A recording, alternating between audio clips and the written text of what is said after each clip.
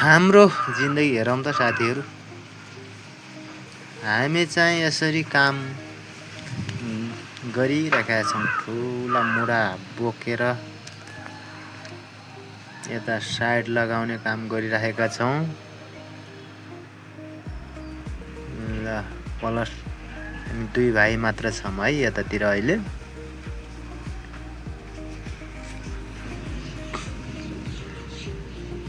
ल है ल, कस्तो गरुको छ, आरामसँग है।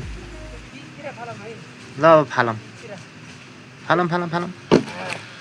बस यसरी फालिँदैछ।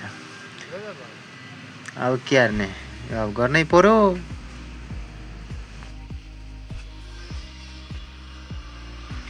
है कस्तो धुलो लागेर चिलाउँछ के अलिअलि। ल हेरौँ न।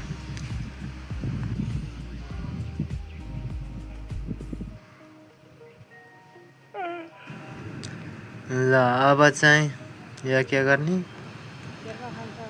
अरूमुरा पनि लिएर आउनु पर्ने छ,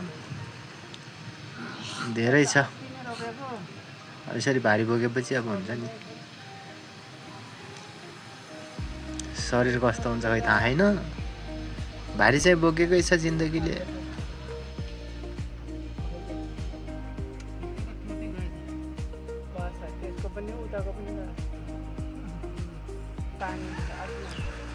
ऊ त्यहाँ त के अरे ऊ ल्याएको पनि गएछ। हेरौँ त, ओह त्यो पनि गएछ, अनि यता पनि गएछ।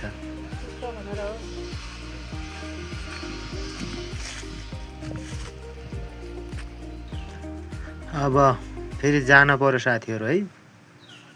म त अब हिँड्दैछु। ल हिरोको हिँडाइ यस्तो पो हो त, कस्तो खतरा हिँडाइ रहेछ त भा मेरो पनि।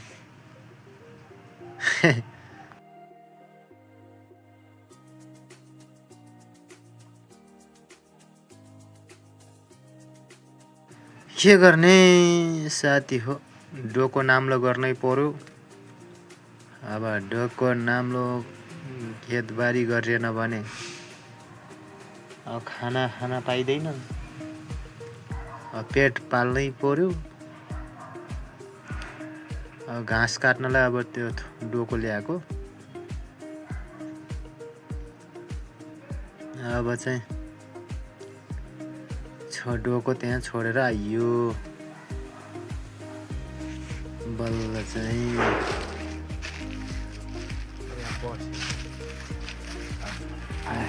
बस्यो बल्ल बल्ल। गर्मी भयो साह्रै।